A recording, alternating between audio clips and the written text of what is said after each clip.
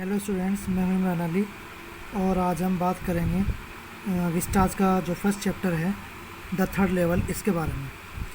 पहले तो हम उधर के बारे में बात करते हैं जिनका नाम है जैक फिनी। ये यूएस के राइटर थे जिनका जन्म 911 में हुआ और 1995 में इनकी मृत्यु हो गई। ये बहुत अच्छे नॉवलिस्ट थे, अच्छी किताबें लिखते थे और इंग्लिश के अच्छे राइटर्स थे। अब बात करते हैं चैप्टर की, तो बात करते हैं थर्ड लेवल की। जैसे जो चैप्टर का नाम है थर्ड लेवल, क्या है? ये एक रेलवे स्टेशन है और रेलवे स्टेशन का एक थर्ड लेवल यानी कि तीसरे माले की बात है।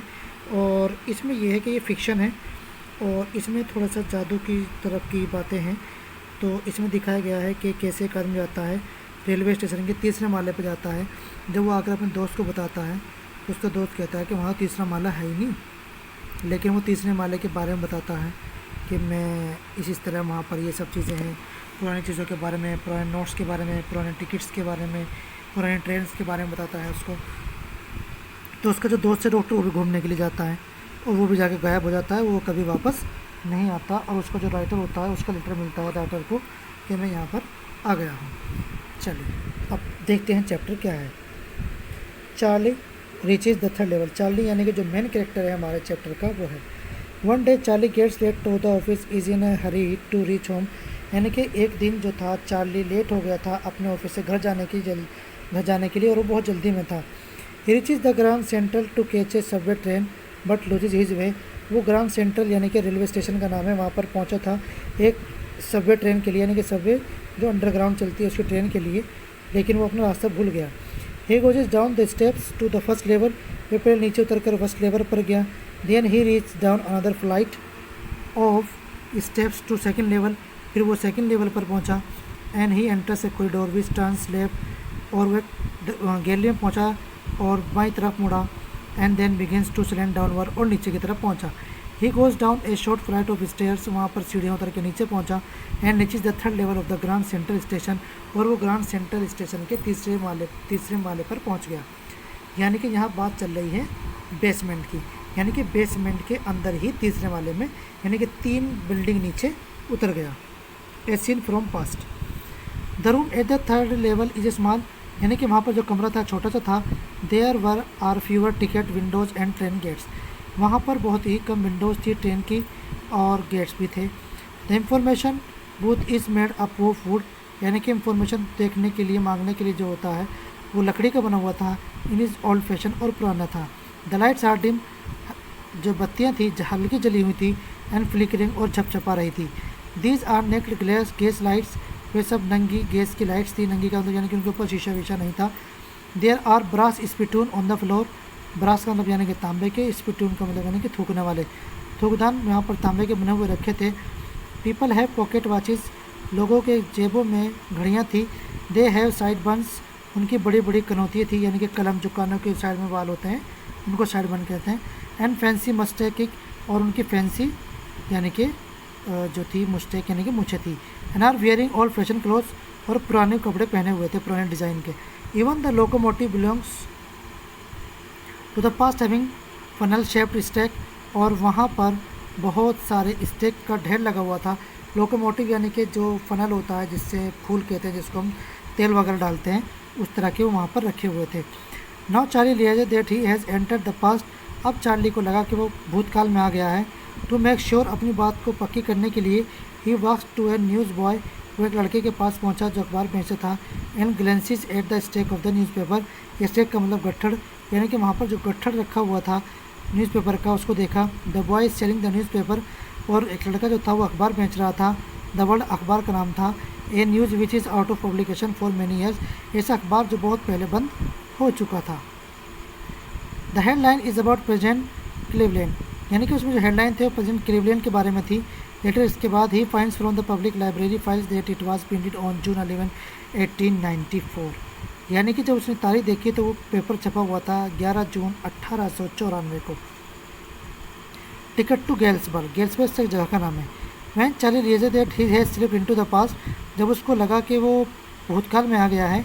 He thinks of going to Galesburg in Illinois with his wife लोइसा।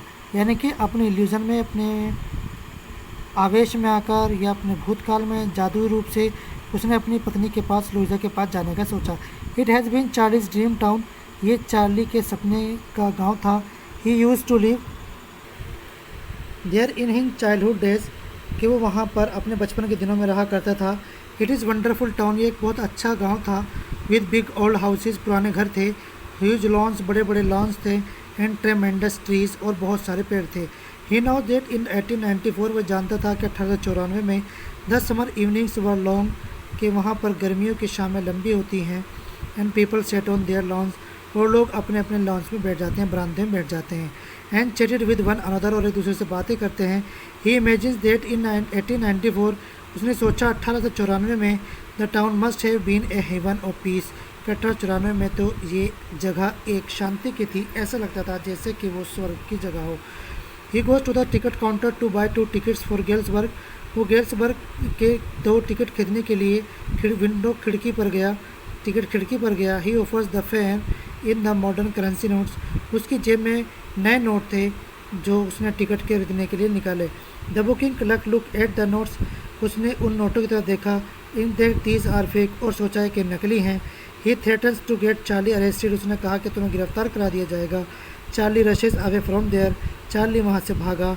And comes back to the present, और वापस प्रेजेंट में यानी कि जो है वर्तमान काल में पहुँचा। चार्ली कंसल्ट साइकेट्रिस्ट यानी कि दिमाग का doctor.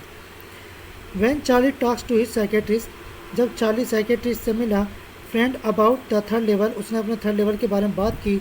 He is not ready to accept that the third level could actually exist, वो इस बात को मानने के लिए तैयार नहीं था कि वहाँ पर तीसरा बेसमेंट भी है। He thinks third level is only imaginary, उसने कहा कि उसकी सोच में है। And a medium of escape from the worries and tensions of life, और उसने उसके बचने का बहाना निकाला है अपनी परेशानियों से। He thinks that Charlie has been day dreaming, उसने सोचा चार्ली दिन में सपने देख रहा है। In order to prove his point he says Charlie's stamp collection is a way to escape from reality, उसने कहा कि तुम्हें वास्तविकता से अगर बचना है तो अपनी स्टैम्प कलेक्शन यानी कि जो मोहर तुम इकट्ठी करते हो उनके लिए है। But Charlie does not agree with him, लेकिन चार्ली उसकी बात से सहमत नहीं हुआ। He is sure about the third level, वे थर्ड लेवल के बारे में विश्वस्त था। And is determined to get back to Galesburg in year 1994, उसने सोचा कि मैं फिर से वापस 1894 में जाऊंगा। चार्ली सेकंड विजिट, चार्ली दूसरी बार पहुंचा।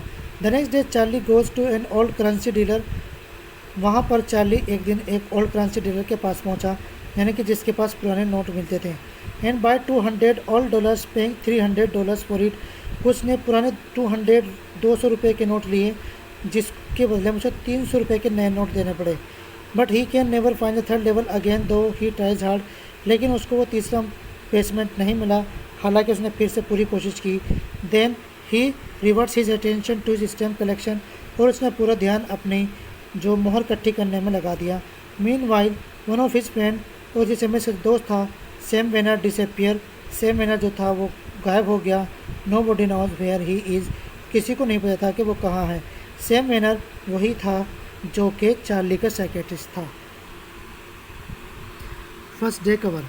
One day Charlie was going through his stamp collection, एक बार जो चार्ली था वो एक मोहर इकट्ठी करने के लिए जा रहा था। He finds an old first day cover, उसको एक लिफाफा मिला। There is a practice among stamp collector that when a new ticket is issued they buy some tickets, उनकी ये आदत थी कि जब भी कभी नए टिकट लागू होते थे तो वो उनको खरीद लिया करते थे। Then they use this tickets to mail envelopes to themselves on the first day of sale, और वो टिकट लगाकर अपने घर पर उनको खाली लिफाफों को भेज देते थे डाक के द्वारा। The post mark on the envelopes proves that the date, और उसके ऊपर तारीख लिखी हुई थी। The envelope is called the first day cover, और वो फर्स्ट डे कवर था, यानी कि जब पहले दिन वो अपना नया टिकट लगाकर खुद को ही खाली लिफाफा भेजते थे, उसको फर्स्ट डे कवर कहते थे। दीज आर नेवर ओपन, वे कभी खोले नहीं जाते थे। People just put blank papers in them, उनके अंदर लोग खाली कागज़ रख देते थे। That night when he is looking at his first day cover, और जो पुराने एक कवर को देख रहा था, he finds an envelope which he had not seen before, उसको एक लिफाफा मिला जो उसने पहले कभी नहीं देखा था। It had been sent to his grandfather's address on July 1894, ये उसको 18 जुलाई 1894 को भेजा गया था उसके दादा के एड्रेस पर। The post mark prove this fact, और पोस्ट मार्क जो था यानी कि जो डाक खाना मोहर लगाता है, सील लगाता है, वो उसका प्रूफ था। The stamp on the envelope is 6 cent dull brown, और उसके ऊपर जो टिकट लगा हुआ था वो 6 सेंट का लगा हुआ था, यानी कि 6 पैसे का। Charlie open the envelope, Charlie ने लिफाफा खोला। Inside there is not a blank piece of paper, उसके अंदर एक खाली पेपर नहीं था। There is a letter from his friend Sam address to Charlie, उसके अंदर एक लिफाफा के अंदर एक लेटर था, एक पत्र था जिसको चार्ली को संबोधित करके लिखा गया था। फ्रॉम द लेटर, लेटर के अंदर यानी कि पत्र के अंदर, Charlie comes to know that Sam has slipped into the past, Sam को, चार्ली को पता चला कि जो सैम था वो पास में चला गया था। And he's rate Galesburg in the year 1894, और 1894 के गेल्सबर्ग में जा चुका था। He urges Charlie to keep trying to find the third level, और उसने चार्ली से कहा कि तुम कोशिश करते रहो थर्ड लेवल को ढूंढते हुए। And one day comes to Galesburg with his wife, उसने कहा कि एक दिन अपनी वाइफ के पास पहुंचना। सैम्स एस्केप, लेटर बाद में Charlie comes to know that Sam bought $800 worth of old currency, और फिर सैम को ये पता चला, यानी कि जो चार्ली था उसको ये पता चला कि सैम ने $800 के पुराने नोट खरीदे थे। He knows that Sam always wanted to escape from his current profession, Sam हमेशा अपने काम से छुट्टी लेना चाहता था, छोड़ना चाहता था। Charlie hope that Sam will be happily settle in Galesburg in the brain business, और उसको लगा कि शायद जो सैम है गेल्सबर्ग में दिमाग का डॉक्टर बनकर वहाँ का इलाज करने के लोगों के व्यवस्थित हो चुका था।